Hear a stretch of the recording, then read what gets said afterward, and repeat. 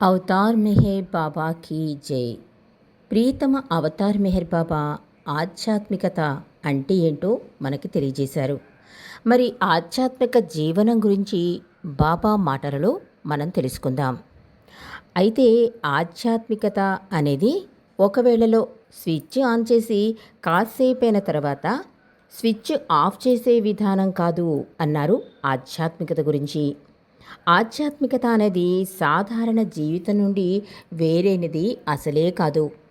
మానవ జీవితం ఆధ్యాత్మిక లక్ష్య సాధన కొరకు, అంటే భగవంతుని ప్రేమించుటే జీవిత లక్ష్యం, భగవంతునిలో ఏకమవ్వడమే జీవిత గమ్యం అని ఇవ్వబడిన సాధనం.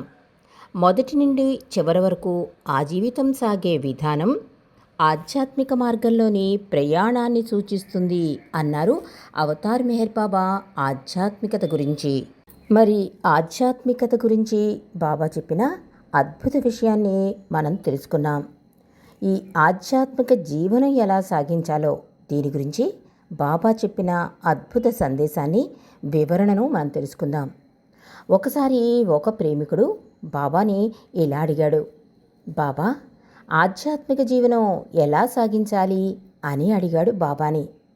బాబా అన్నారు, ఆధ్యాత్మికత మనిషిని మానవత్వం వైపు నడిపించాలి. ప్రతి వస్తువులోనూ, ప్రతి వ్యక్తిలోనూ ఉన్న మంచితనం గమనించేవారికి ప్రపంచంతో పనిలేదు, అంటే ఏది ఆశించకపోవడం. ఆధ్యాత్మిక జీవితానికి కావలసింది ఏమనగా ప్రపంచ బాధ్యతలు నిర్వహిస్తూనే ఆ కోరికల బంధం నుండి దూరంగా ఉండడమే అన్నారు బాబా. ఇంకా బాబా ఇలా చెప్తున్నారు, మనిషిగా మనగలగడం గొప్ప విషయం, అంతకంటే గొప్ప విషయం మనిషిని మనిషిగా చూడడం, అంటే అందరిలో భగవంతుడు ఉన్నాడు అనే జ్ఞానాన్ని పొందడం. ఆధ్యాత్మికత యొక్క పరమ లక్ష్యం మానవుడిని పరిపూర్ణ మానవునిగా తీర్చిదిద్దడమే అన్నారు బాబా. ఈ సందర్భంగా ఇక్కడొక కథను తెలుసుకుందాం. ఒక రైతు పొలంలో పని ముగించుకుని ఇంటికి తిరిగి వెళుతూ దారిలో ఒక చెట్టు కింద కూర్చున్న యోగిని చూస్తాడు. దగ్గరికి వెళ్ళి నమస్కరించి, స్వామి, నాకు ఆధ్యాత్మికత అంటే చాలా ఇష్టం, కానీ నేను ఎంత ప్రయత్నించినా ఫలితం కనిపించడం లేదు. ఎందుకని స్వామి అడిగాడు ఆ రైతు యోగిని. యోగి రైతుని ఇలా ప్రశ్నించాడు, నీవు రోజులో ఎంత సమయం భగవంతుని గురించి ధ్యానిస్తావు అడిగాడు స్వామి రైతుని. స్వామి, నాకు అంత తీరిక ఉండదు, నా పొలంలో పని చేసుకోవాలి కదా అన్నాడు రైతు. పోనీ నీ పొలం మీద ఎంత సమయం వెచ్చిస్తావు అడిగాడు యోగి రైతుని. నా పొలం అంటే నాకు ప్రాణం స్వామి, ఎంతసేపైనా సరే అలుపు సొలుపు విసుగు లేకుండా పని చేయగలను అని సమాధానమిచ్చాడు రైతు యోగికి. యోగన్నాడు, అంత కష్టపడినందుకు ఫలితం ఉందా మరి అడిగాడు యోగి రైతుని. లేకేమి స్వామి, ఆ పొలం మీద వచ్చే ఆదాయంతోనే ఇల్లు కట్టాను, అమ్మాయికి బోలెడంత బంగారం కొన్నాను, ఆపై ఆమె వివాహం ఘనంగా చేశాను అంటూ రైతు ఉత్సాహంగా చెప్పుకుపోతున్నాడు. అది విన్న యోగి, చూసావా, నీవు ఆ పొలంపై ఎంత సమయం వెచ్చించి పనిచేస్తే అంత లాభం పొందావు. మరి భగవంతునిపై అంత ఆసక్తి కనబరచకుండా, అంత సమయం వెచ్చించకుండా ఫలితం రాలేదని ఎలా చెబుతావు?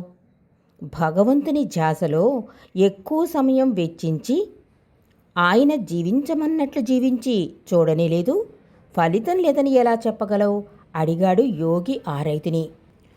రైతు వెంటనే ఇలా అన్నాడు, నిజమే స్వామి, నేను నా పూర్తి ధ్యాసను భగవంతునిపై ఎప్పుడూ పెట్టనిలేదు స్వామి అంటూ తన తప్పు ఒప్పుకున్నాడు రైతు. ఈ కథలోని రైతు వలె మన నిత్య జీవితంలో భగవంతుని కొరకు కేటాయించే సమయం బహు తక్కువ. మనం ఆధ్యాత్మికత అనుకుంటూ రోజు ఆచరిస్తూ ఉన్న కర్మకాండను గురించి బాబా ఇలా చెప్పారు. హృదయం తోడవకుండా, ప్రేమ లేకుండా ఏ పని చేపట్టినా అది కర్మకాండే అవుతుంది.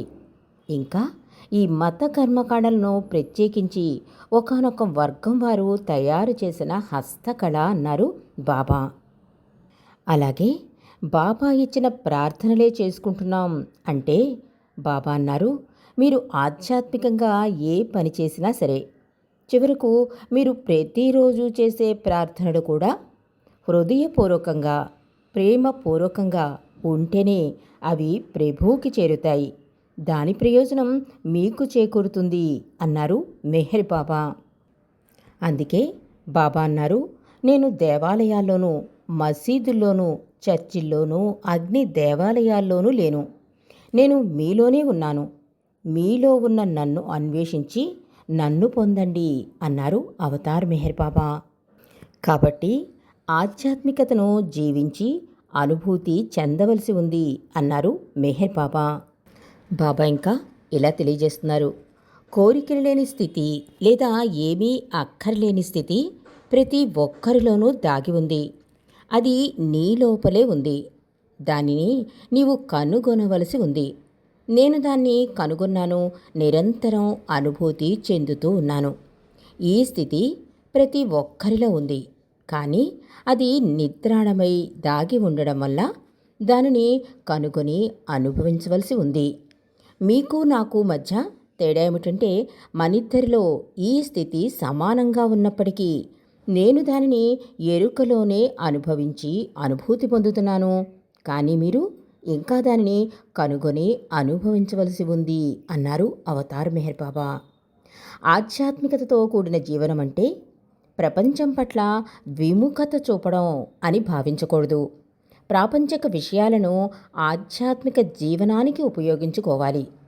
ఆధ్యాత్మిక జీవితం అనగా కొత్తగా సంపాదించేది ఏమీ లేదు. తనకు తన జీవనానికి సంబంధించిన అజ్ఞానాన్ని పోగొట్టుకోవడమే అన్నారు అవతార్ మెహర్ బాబా. అందుకే ఆధ్యాత్మికత మనిషిని మానవత్వం వైపు నడిపించాలి. ప్రతి వస్తువులోనూ ప్రతి వ్యక్తిలోనూ ఉన్న మంచితనం గమనించేవారికి ఈ వ్యవహారిక ప్రపంచంలో పరిత్యాగాలతో పనిలేదు.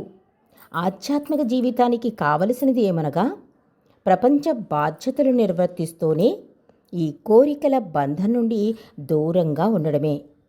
ఆధ్యాత్మికత మొత్తం జీవితాన్ని అన్ని కాలాల్లో ఆక్రమించుకొని ఉంటుంది.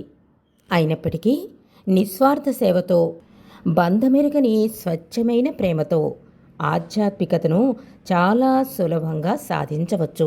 కాబట్టి ఆధ్యాత్మిక జీవనం అంటే ప్రాపంచిక సుఖాలను విడిచి వేదాలు వల్లించుకుంటూ కాషాయ వేషం వేసుకోవడం అనేది చాలామంది అభిప్రాయం ఆధ్యాత్మిక జీవనము అంటే. కానీ పరుల ప్రాణాలు తీయటానికి వెళ్ళబోవు తీవ్రవాది కూడా తాను దొరికిపోకూడదని భక్తితో దేవునికి నమస్కరించుకుని వెళ్తాడు.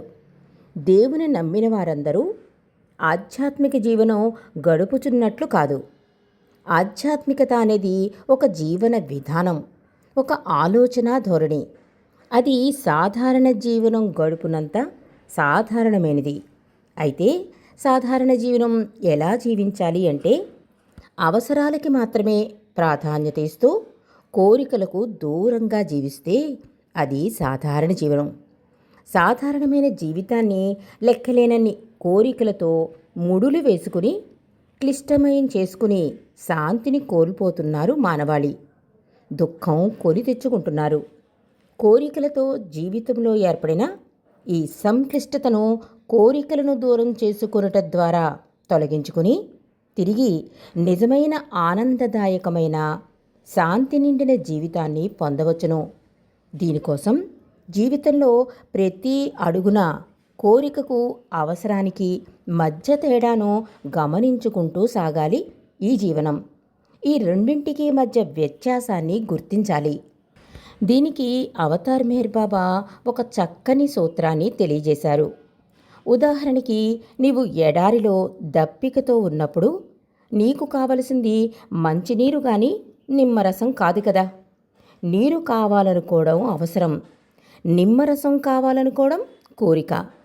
ఉదాహరణకు మీరు త్రికరణ శుద్ధిగా ఆధ్యాత్మిక జీవనం లేక సాధారణ జీవనం సాగించడానికి దృఢమైన నిశ్చయం చేసుకున్నారు అనుకుందాం. రోజు సాత్విక ఆహారం మాత్రమే తీసుకున్నటకు నిర్ణయించుకున్నారు. ఇప్పుడు మీ స్నేహితులో బంధువులో విందుకు మిమ్మల్ని ఆహ్వానించారు. అక్కడ లెక్కలేనన్ని నోరూరించే వంటకాలు సిద్ధం చేశారు. మేము సాత్విక ఆహారం మాత్రమే తింటాం అంటూ నలుగురిలో ప్రదర్శన చేస్తూ రుచికరమైన విందుని నిరాకరించకండి.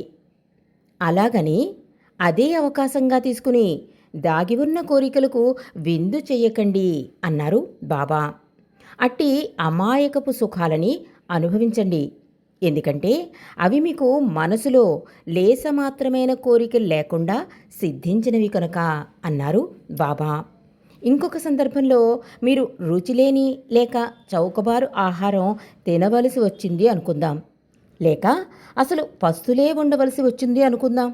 విందు ఆరగించినప్పుడు ఎలా ఆనందంగా ఉన్నారో ఈ పరిస్థితిలో కూడా అదే ఆనందంగా ఉండగలగటం ఆధ్యాత్మికం అన్నారు బాబా.